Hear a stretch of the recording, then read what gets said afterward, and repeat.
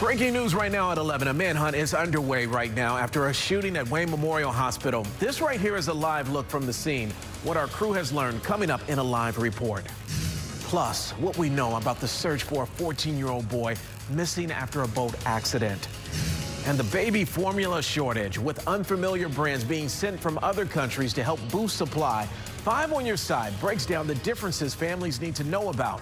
WRAL News starts now. Live from WRAL News headquarters in Raleigh, your #1 source for local news. WRAL News, coverage you can count on. We are still following breaking news at this hour in Wayne County. Right now, law enforcement is searching for the person who opened fire inside UNC Health Wayne Hospital. The hospital is located in Goldsboro, and it went into lockdown just after 8:15 tonight. In the last 30 minutes, we learned that lockdown was lifted. WRAL's Leslie Moreno is live on the scene. Now, Leslie, we talked with you about 30 minutes or so ago. What have you learned since? Julian, like you mentioned, the lockdown has been lifted, so a much different scene here outside the hospital.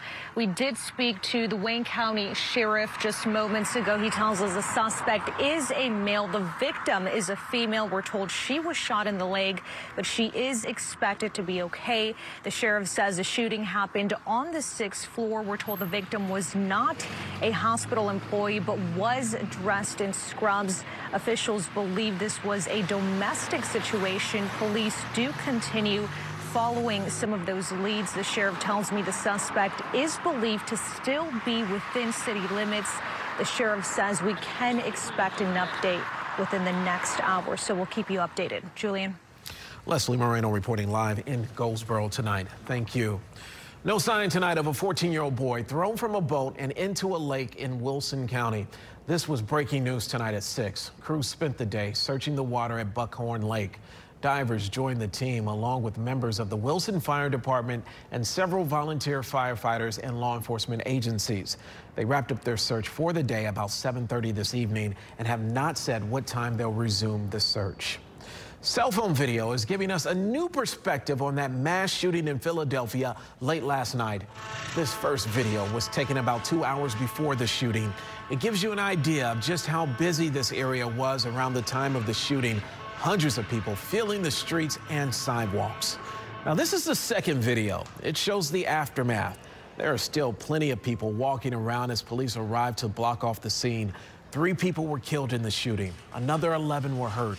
So far, no one has been arrested. Investigators in Durham are looking into a shooting of their own. Witnesses say a disturbance ended with gunfire about 3:30 this morning outside Diamond Girls on Andrew Avenue. Investigators say 3 victims had serious injuries. They're also examining a large number of shell casings left on the scene. Tropical storm Alex kept its rain away from North Carolina beaches today. However, we still felt its wind. Look at this drone video from Bald Head Island taken by a former WRAL weather intern. He said the wind gusts reached about 35 miles an hour and the rip current risk was high. Meteorologist Amy Wilmoth is here tonight. And Amy, will we see more impact from Alex?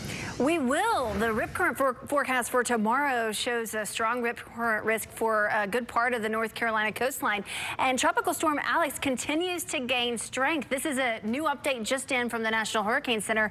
Winds are now up to 70 miles per hour. It's almost a hurricane storm. To be a hurricane, you'd have to have 74-mile-per-hour winds. It's getting pretty close.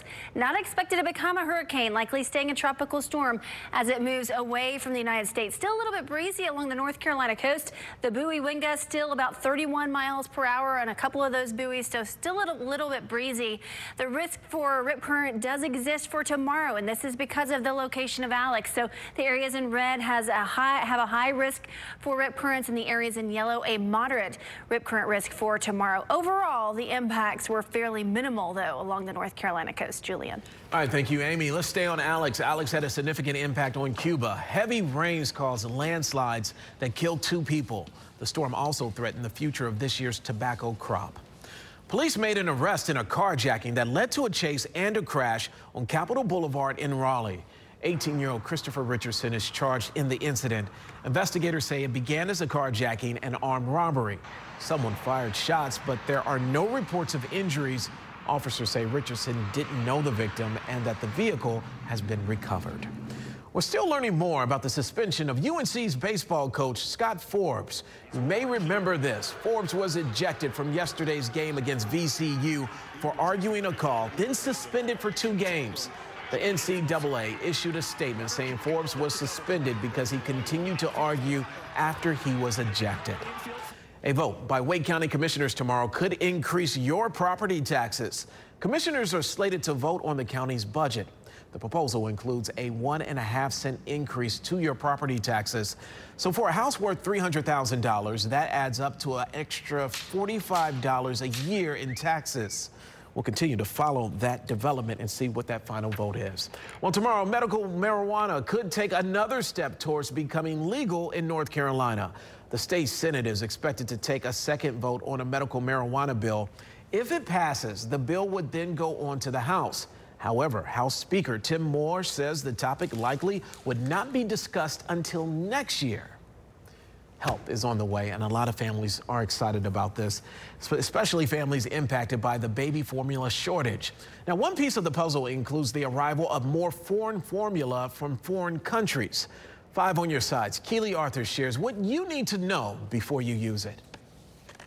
She was born so small. Unable to breastfeed, local mom Sarah Schroet and her family are doing everything they can to get baby Magnolia Kate the formula she needs. My dad has like a Google alert and an eBay alert on for the formula. So he checks eBay kind of religiously. Schroet has also found success and help by sharing her plight on social media. I feel like a lot of people were like, let me look for you. Let me help you. Now, though, even more relief, more infant formula from abroad is on its way to the U.S. as part of the government's Operation Fly Formula, including shipments this week from the U.K. and Australia.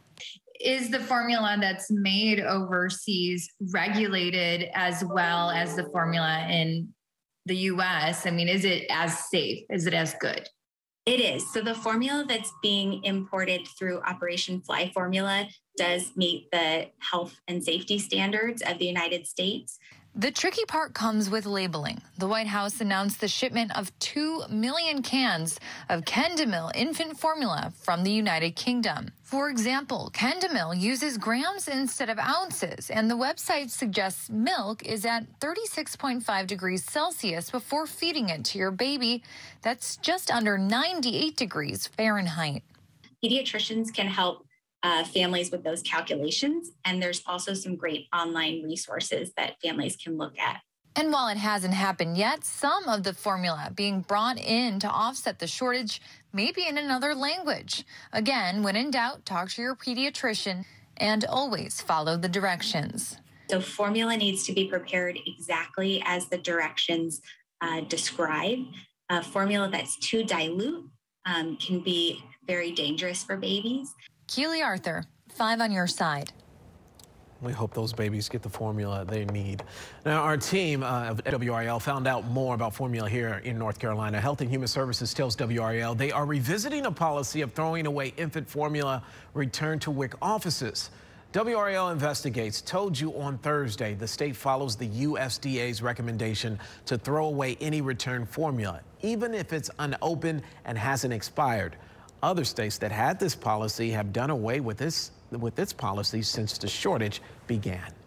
Also tomorrow, Wake County takes the first step to phase out its free COVID-19 testing. Starting tomorrow, there will be about 3,000 fewer appointments available at county sites and no more testing on Saturdays. The last day of drive-through testing will be July 29th. State-run sites in the county will remain open, and we have a list of where you can find a free test on WRAL.com.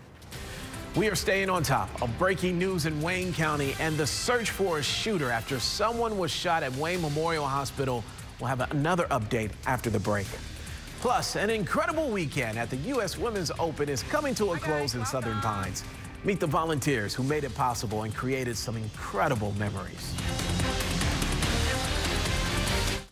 If you're already cranking up the AC, get ready to pay the price. There's one thing we have a lot of in North